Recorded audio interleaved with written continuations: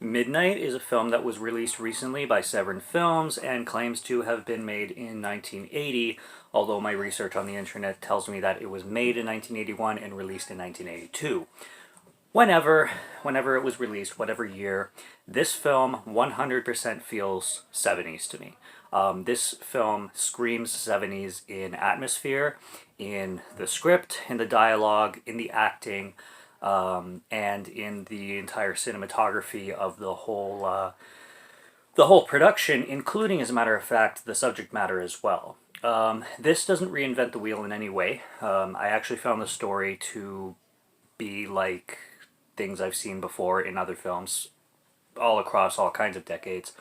But the way they handle it and the way they film it and the way they structure it definitely feels straight up 70s, especially with the whole satanic kind of subject matter and plot that it goes with. But I'll definitely get into the plot, obviously. What we have is we start off with a satanic ritual where they have this girl in capture, which is actually really disturbing how they captured her. She's in a bear trap. And then you have this older woman with a bunch of kids with her, and you can tell that they're in some kind of, fucked up cult family kind of thing. They go for the whole, like, everyone's a demon plot, and they're capturing demons even though they're just humans, and they think that these are demons taking on human form. We got like a whole faculty thing. Is it faculty or frailty? I think it's frailty. Frailty thing going on here. And they capture this girl from this bear trap, and the way she acts, she's like terrified. It's really disturbing to watch and hard to watch. And the mother has like all these kids brainwashed pretty much, and they take him back, and then they're doing this whole satanic ritual over this girl. They always do their satanic rituals at midnight, and the young girl Cynthia has like a circle on her head with the pentagram on it, and they sacrifice this chick before the credits roll. And then we're introduced to this one girl who she's at confession, and then you have this whole confession scene where, because she dated a boy, the priest says unless she, gives her penance and asks God for forgiveness, she's going to hell, even though it was a straight relationship, and I don't see how that's a sin, but anyway. She's, petrified, and he's convincing her that if she doesn't ask for forgiveness, she'll, because apparently she was in this relationship for 2 years, and the priest is even like,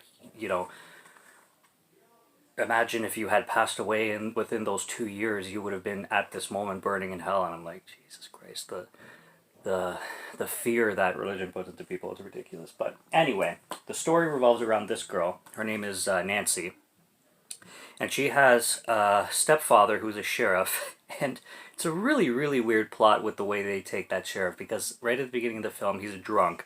He comes home from work wasted, and he completely comes on to Nancy and like starts commenting on her body, and he goes into her room, and then he kind of like pins her to the bed, and he's saying all these like perverted things to her, and she's obviously scared, and she ends up knocking him out with literally the slightest tap I've ever seen with a radio. She takes a radio and she's literally like on his head, and he just all of a sudden gets knocked out. I'm like, oh my god, that is so ridiculous.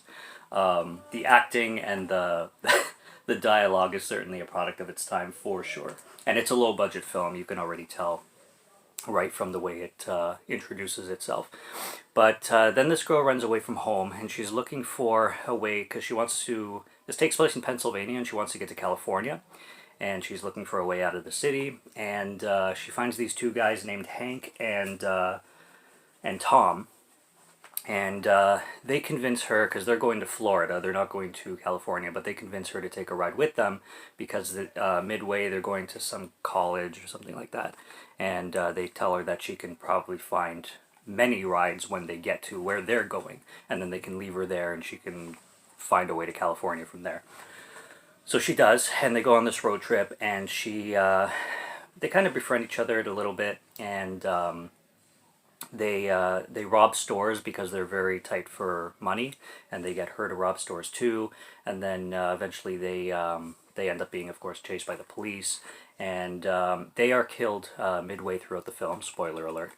And you find out that the police officers that interrogate them and end up killing them are part of this satanic cult. Now, it's weird because they also introduce a plot where there's two weird things, actually. They introduce a plot where these cops are part of the satanic cult, but these cops are sheriffs. Like, they actually have jobs. So, because the stepfather, which I was talking about, goes when he's looking for Nancy to a sheriff of his local town. And the sheriff mentions that he sent these two cops to go looking for Nancy and to go looking for these two guys that Nancy hitched a ride with. So if they have jobs, are they like the like they're on the force, but the force doesn't know that these people are crazy and involved with this satanic cult?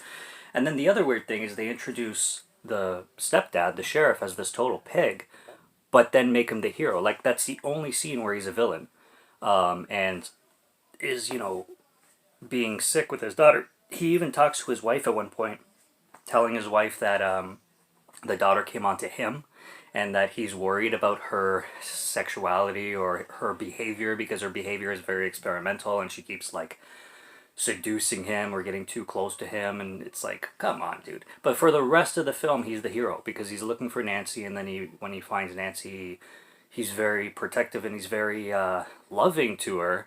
And it's like, then why did you introduce him as somebody we're not supposed to like? Like, why'd you introduce this character right off the bat as somebody you're not supposed to like? And then you just switch him around. Like, alright, I guess they went there, but when these cops kill Hank and Tom, and Nancy eventually is captured by this satanic cult thing, these kids that were at the beginning of the film are already grown up, so most of them are adults. Cynthia's kind of a teenager, young adult kind of thing. And then it just, after that, it's, like I said, it doesn't reinvent the wheel. We've seen this plot already. Satanic cult makes rituals at midnight, captures young girls, usually virgins, and sacrifices, "Hail, O Satan," and you get those crazy scenes at the end.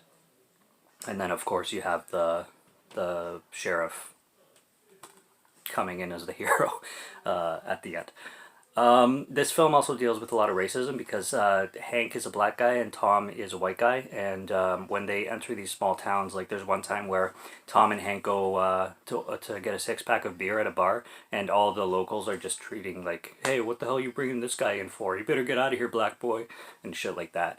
And it touches on that, which, I mean, this is 1980, says in the back 1980, but still, like, shit like that, I would, like, it's kind of a product of its time still, because even today shit like that happens. But when you get to certain, especially small religious towns, like when you get those people in one area, it's very believable and it's very sad. But Hank as a character, he's very strong in himself. Like, he's a confident guy. He never lets it get him down. He's not one that complies with all that bullshit. He definitely fights back, which I very much like to see. The scene where the cops are interrogating these two guys and then eventually murdering them.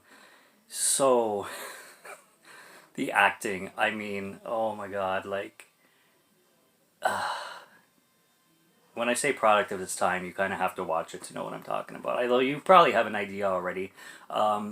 The atmosphere, I was going to say cinematography, but the atmosphere itself, to feel like a 70s film, they really milk it, and they really do a good job with it. Like, you're watching a low budget passion project kind of thing. Even though I can harp on the acting all day long, and I can harp on the directing and the way things are shot and choreographed. I mean, I can harp on that all day long, but you can't deny the entertainment value or I'm not going to say nostalgia because I'm not a 70s kid, but the just the way it feels. Like, it's such a great release, especially to be restored in this kind of quality, which Severin always does, obviously, and it's like a time capsule kind of thing. Like, that's what I love about it.